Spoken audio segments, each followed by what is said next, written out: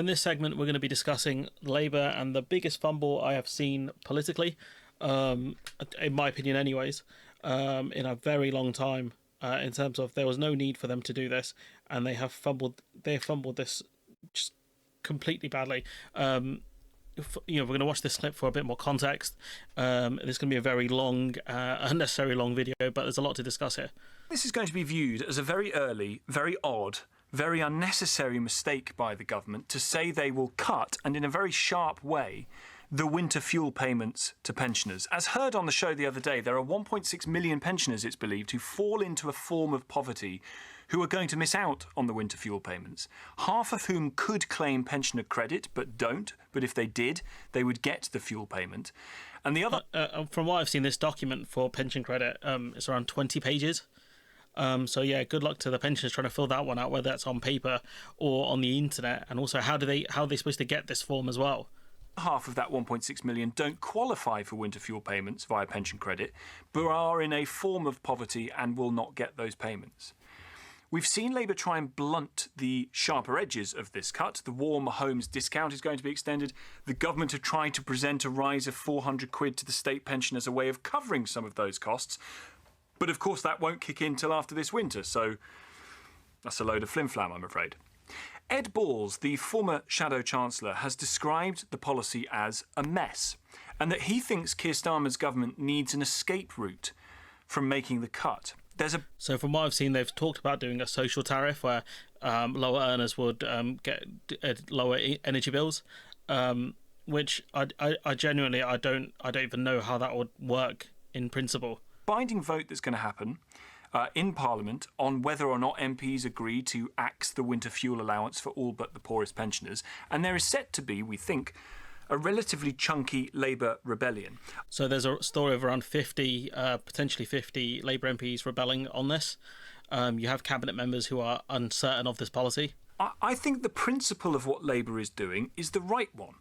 I think it is nothing short of completely mad for the state to hand taxpayers' money to some wealthy enough older people to allow them to pay the heating bills of their private dwellings. I think it's crackers. They are handing out free cash to some people who can well afford their energy bills purely on the basis of their age. So, again, like you have older people who don't work, you can means test it if you set the right, the right amount. I guess if you say 50 Gs, if you earn below 50 grand, you will get the support, whatever. What you don't want to be in a situation where older people can't afford to heat their homes or feel like they can't afford to heat their homes.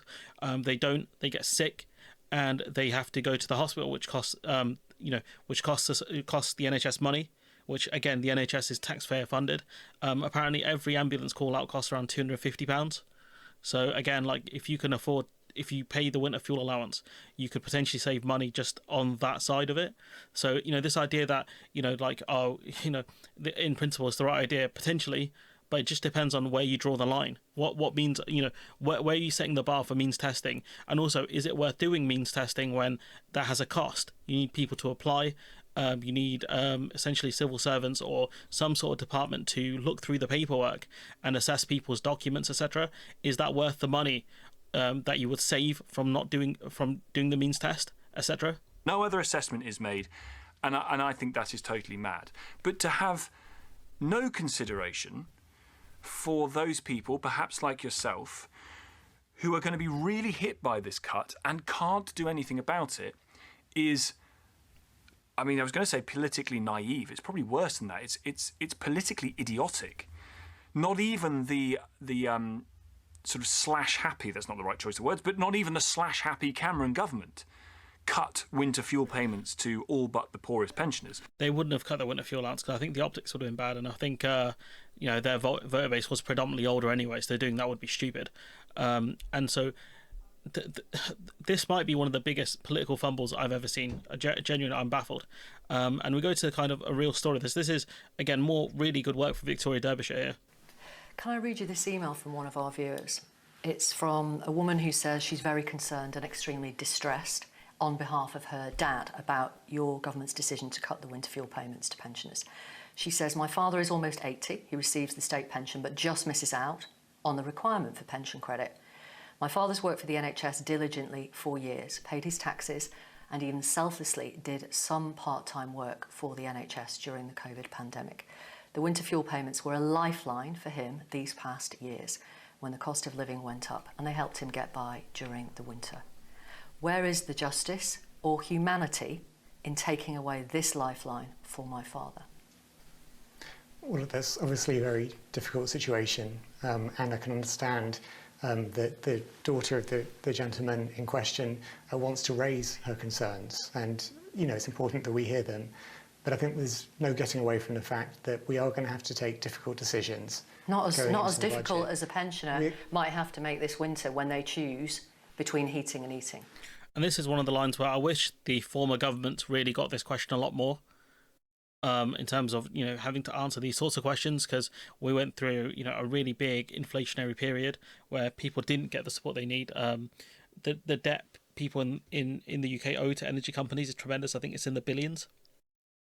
So I think I'm not blaming Derbyshire here. I think it shows you the kind of the ineptitude of British journalists or English journalists in general when it comes to questioning government ministers, of just asking them, well, how are people supposed to afford to heat and to afford to live, basically, and really break it down for them in terms of the costs, to show government ministers and the Tories at the time that you were putting people in impossible situations other than getting into crippling debt.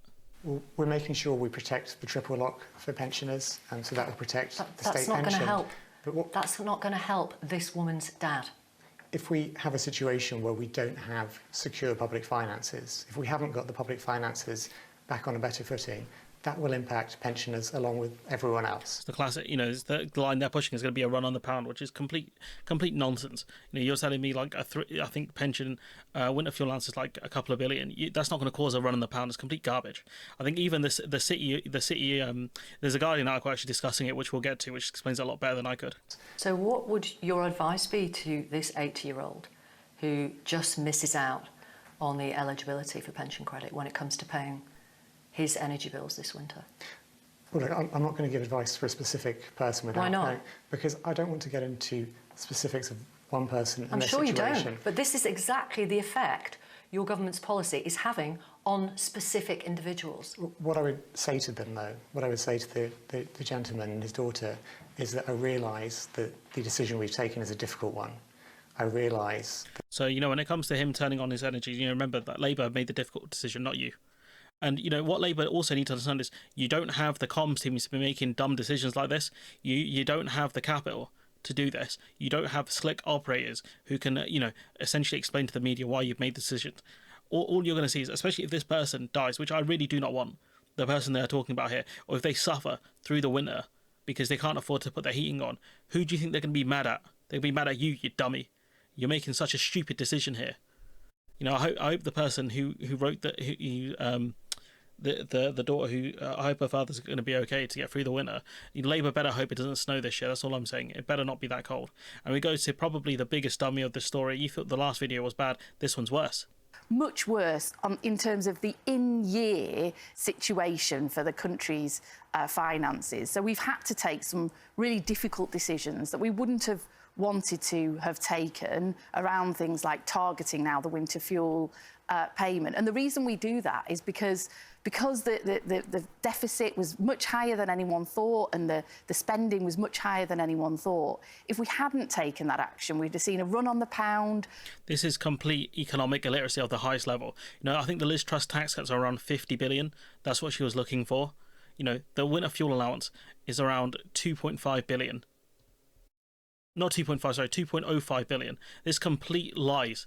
This is the stuff that gets me mad when they push this kind of stuff. The media don't push back, and it becomes kind of political kind of law. In that sense, it becomes canon that if we didn't make this decision, everything would have gone wrong. Just awful. The economy crashing, and the people who pay the heaviest price for that are the poorest and pensioners and those on fixed income. So that stability is really important to the living standards of pensioners and everybody else. Those pensioners, all of a sudden, you've taken away a load of money that... To protect the pensioners, we have hit the pensioners first. They get to help with their winter fuel, and that's going to make a tight situation, if they're not on pension credits, even tighter. No, it is, and it's really been a very difficult decision. It's not one that we would have wanted to take, but to try and find in-year... It's literally the first major decision you guys have made. year savings. So savings this year, this financial year, is an incredibly difficult thing to do, which we had to do. And so means testing. They didn't have to do this. Again, like, Labour could have come in, they could have looked at the books and said, there's a massive black hole in the budget. We are going to have to borrow the money, unfortunately, to fill that black hole, because we came in on a mandate of fixing public services, not cutting them. So that's what they should have done, really. And, given the optics, I do support the public sector pay increase, but given the optics of you've just increased public sector pay and you've cut winter fuel, all people are going to see is, you've taken money from me to pay the union bosses. That's what the media phrased it as, even though it's completely untrue. These public sector workers benefit the older people probably the most when it comes to especially medical treatment and things like that. But the optics of this are really bad, and that's something the government should have understood when they made these decisions. It shows you how bad their advisors are. The winter fuel payment is something we've had to consider. But let's just be clear that because of our commitment to the triple lock, which means that pensioners, the state pension will increase by either inflation or average earnings or 2%, whichever is the highest, pensioners are going to see the state pension increase by hundreds, possibly thousands of pounds over the course of this Parliament. And that's great and all, but they're also going to see their food bills and their energy bills go up, hundreds, possibly thousands over the term of this Parliament. And they will be better. I mean, it's clearly been a huge issue for a lot of people. A lot of Labour MPs have been telling the BBC that their inboxes are full from constituents about the winter fuel payments. Do you think there's any measures that are going to be introduced that might lessen the impact as we head towards winter? One of the things that these Labour MPs need to understand is it's not just the parents you're impacting, it's not just the pensioners you're impacting, it's also their kids who are going to be worried about them. As this clip proves here, the Derbyshire one, you're also going to be impacting their children as well, their families, because they're going to worry about the older members of their family.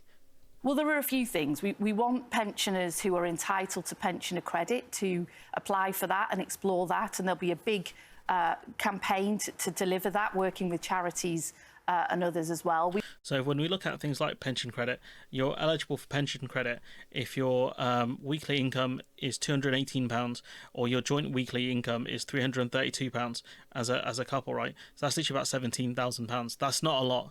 And if you're single, it's even worse. 218.15 times by 52, like, it's not a lot. It's £11,000 if you're a single pensioner. That's not a lot of money. We've got the Warms home discount, so the 3 million poorest households in this country will get £150 towards their energy bills this winter as well. So, they would have got this money anyways. So you're taking £300 from them, saying, don't worry though, we're going to give you this £150 you would have gotten anyways. What? And then our long-term and medium-term plans to keep energy bills and get energy bills lower through things like setting up GB Energy, which we'll be doing next week. Again, we still don't know much about GB Energy. Is it going to own assets? Is it an investment vehicle? Is it an energy company? You're not very clear on it at all. The only thing I think I really know about is it's going to be set up in Aberdeen, as in that's where the headquarters will be. In Parliament, this action and this is economic malarkey. Whoever this is, this is the worst. This is one of the stupidest, one of the dumbest things I've seen. And this is the Guardian editorial discussing this situation as well. You've got the whole bloody editorial board coming after you, talking about winter fuel payments for all pensioners were, according to Gordon Brown, one of the greatest achievements of the last Labour administration. So well done here. You killed one of Gordon Brown's bits of legacy that were kept intact by the Tories.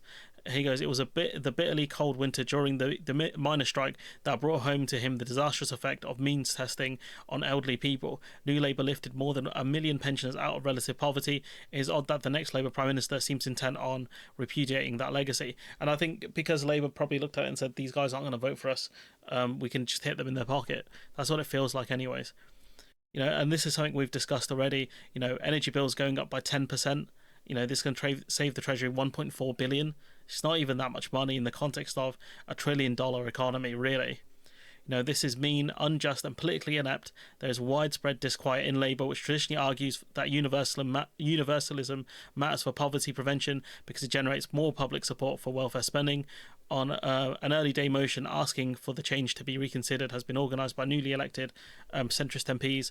Others say that withdrawing winter fuel payments for those in fuel poverty will lead to excess deaths. And again, people potentially will die from this. And the question is, how are the Labour going to live with that one on their conscience? How are you going to keep telling people, we need to make cuts to grow the economy on the backs of what? Dead pensioners? Really? The risible claim that there would be a run on the pound if there were not spending cuts was dismissed by the city. Ministers then said that they want to increase pension credit uptake.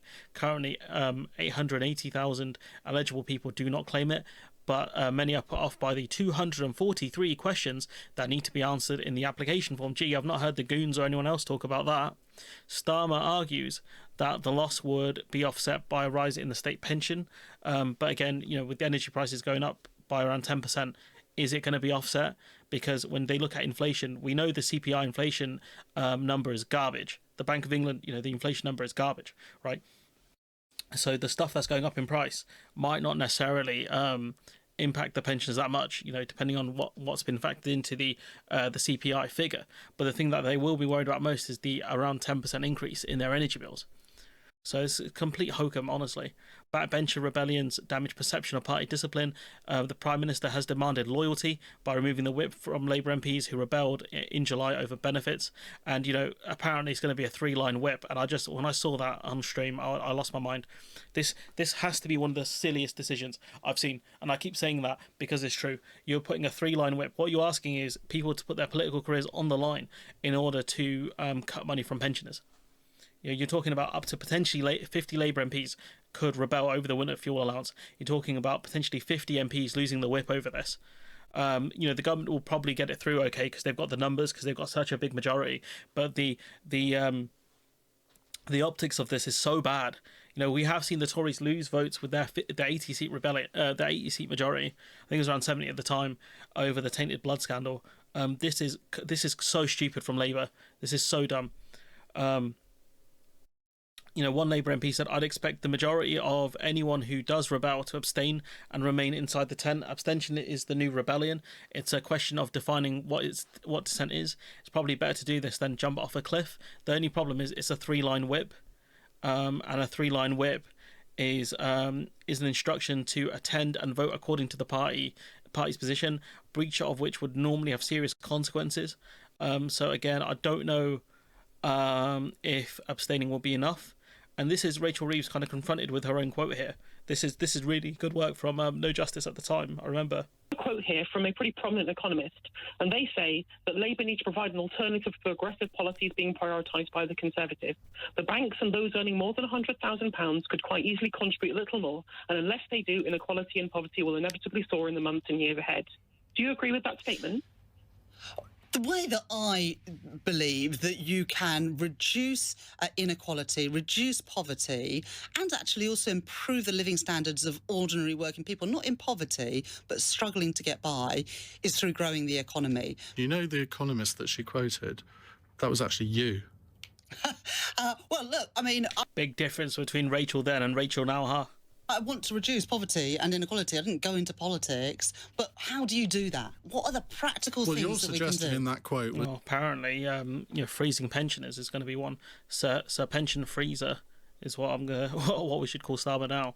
And this is Angela Rayner being asked about this. While you deal with the public finances and the finances you've been left, as you say, by the Conservative government, how long will pensioners who are going without the winter fuel payments need to choose between heating and eating?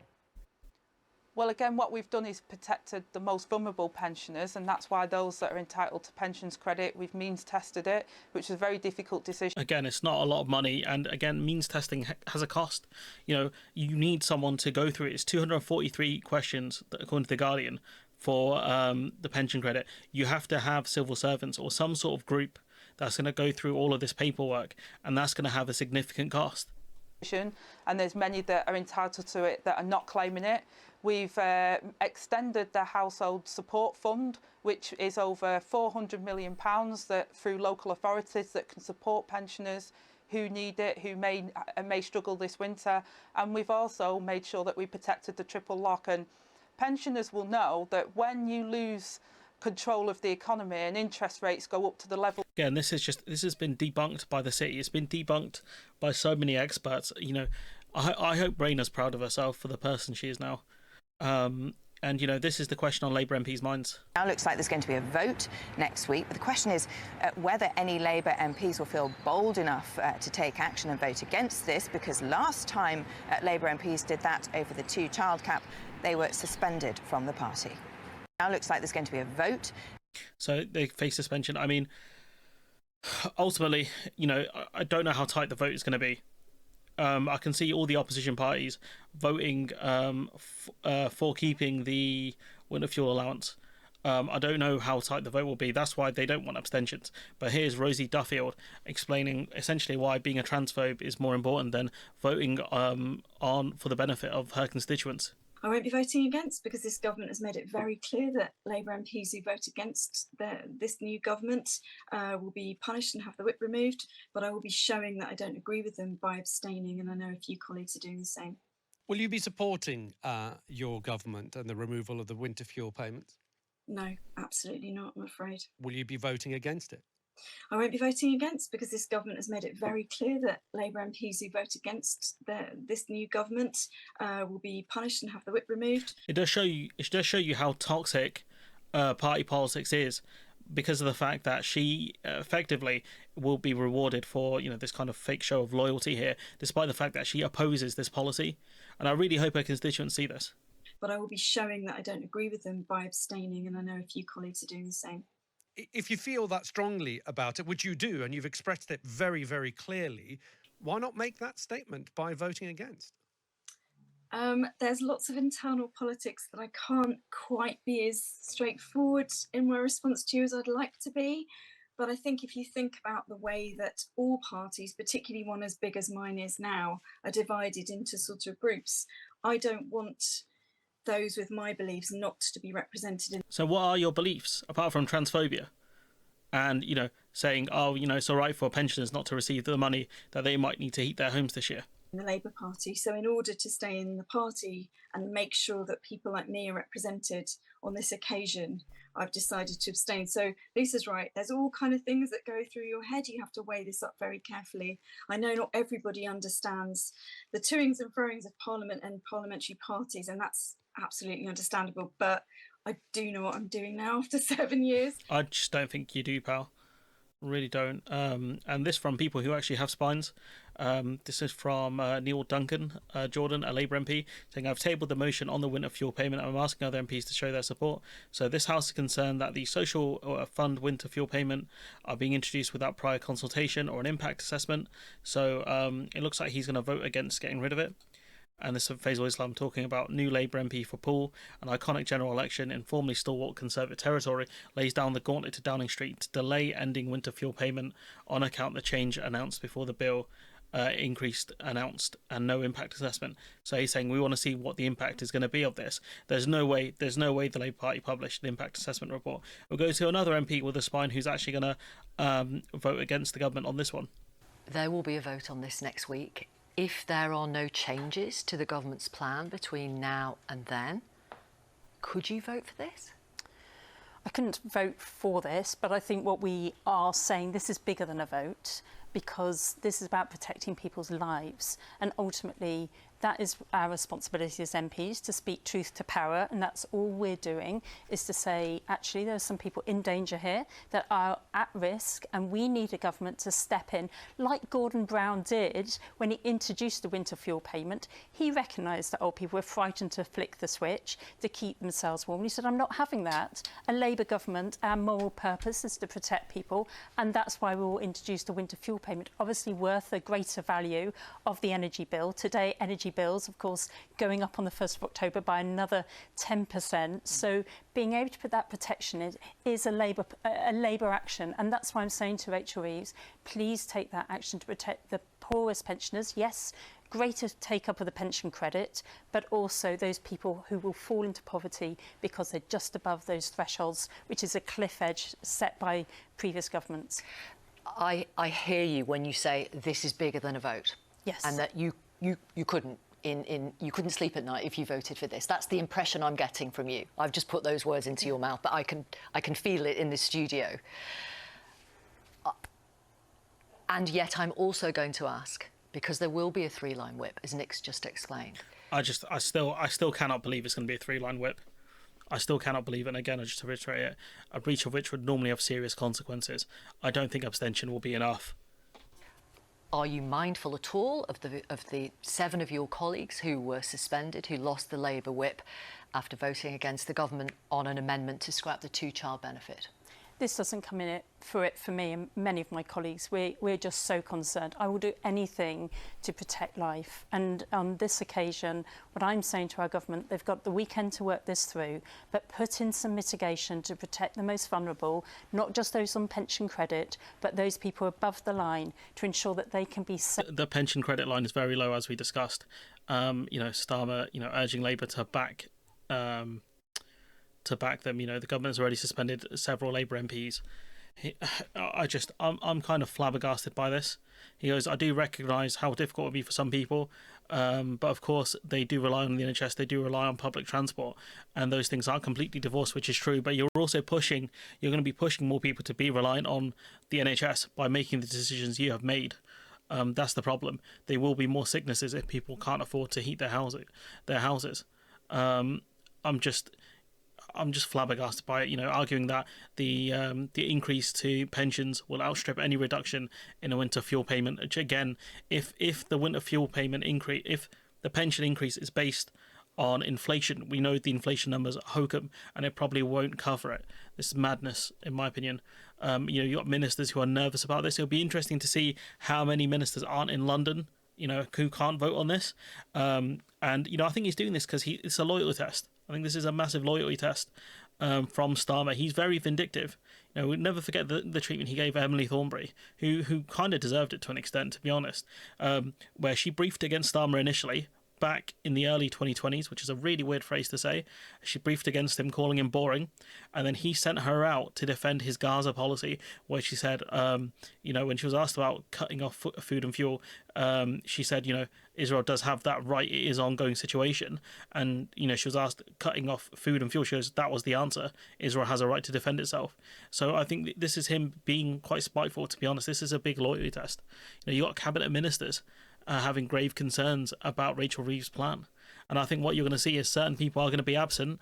And when this vote comes back down the line to haunt them in a couple of years, they're going to say, look, I wasn't there for that vote. I didn't vote on that policy. And that'll show you how cowardly these people are. They have a coward's heart. One cabinet source said they were worried about the fallout from the policy as the days got colder and energy prices rose.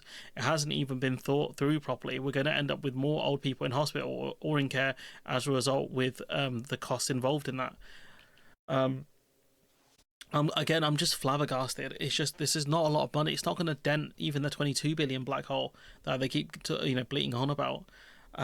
This is John McDonnell talking about it. There's points of complete agreement across the Labour Party that we've inherited possibly the most toxic inheritance that any incoming Labour government has inherited from a Tory administration. That's exactly true. And there have to be tough choices. But when I hear expressions like tough choices in the past, that's meant tough for the people I represent, so more austerity based. And we've had 14 years of austerity, and I don't think my community can cope with it anymore. So the choices that are being made, and this one in particular, I just think is the wrong choice. My view is that it isn't. You mentioned that the vote this week will be symbolic. It won't be symbolic for many of my constituents because they're on the edge. They're people who have saved up a little small pension, maybe working at our local employer, Heathrow Airport. They've got a small pension. That means that they can't claim pension credit. That means they'll lose. You're also punishing people for doing what the government have told them for years, which is to, basically save up their pension and whatever, and now they're going to find out that they make too much money, and they can't be given support that they would have gotten last year. Use this benefit, and as a result, they're really worried because energy prices have increased by 10%, and for many of them, they're vulnerable. Some of them have got disabilities and sickness issues. and as a result use up more energy as a result of that, and therefore they're at risk. You think that as a result of what Rachel Reeves is proposing, that some pensioners will die as a result? Yes, that's not me speaking. We had a meeting, a number of MPs, Labour MPs, had a meeting with the various agencies representing older people, Age UK, people like that. So we're talking about organisations of some standing in our society, and they're saying that this is a real risk that people will die as a result because we have these excess deaths in winter. I just think it's the wrong route to go down. And what will... They're putting more pressure on the NHS as well. They're going to put a lot more pressure. There's going to be more, like I said, more older people going to the hospital. This is crazy. Happen, it will disillusion people. We've only been in government 8 weeks, and already, Lewis, I've been stopped in the street. Other MPs will tell you this. Our emails are flooding in about this particular proposal. I go to work on the bus and the tube every morning. I get spoken to on the bus. I get stopped in the street, and these are working class people who've worked hard all their life. They haven't got a great income. They've got their state pension and a little bit more, and they're worried that how they're going to get through this winter. That's not what a Labour government should be doing, I'm afraid. I spoke to my whip last week and said, look, could you tell the front bench, could you tell Keir Starmer and Rachel Reeves, bring something seriously before that vote? And they still haven't. You know, this video will go out on the 9th. They still haven't. We're still waiting to see. The social tariff thing, I don't think that's... I don't even know if they can even implement it this year. It's going to be a complete mess if they try and do it. This policy is a complete disaster. This is one of the biggest fumbles, I think probably the biggest political fumble I have ever seen. Like, you've basically kicked off and kicked the ball in the back of your net, and no one knows what the hell just happened here. In my head, I cannot fathom why you would make such a dumb decision. I don't get it. Unless you're looking to punish certain voters, I'm baffled. If you are one of the people impacted by this change, by the cutting of the winter fuel allowance, or one of your families is impacted, I'd advise you contact your local Labour MP or your local MP. Email them and tell them this situation we're in, especially if yours is a Labour MP. You know, just tell them, I thought you said you were going to make changes. I didn't realise you meant, cutting basic support that people need. I'm astonished. Anyways, I'm going to leave it there. Let me know what you think in the comments below. Like, comment, share, subscribe. Support the channel on Patreon if you can. And we'll see who's in London tomorrow and who isn't. Bye-bye.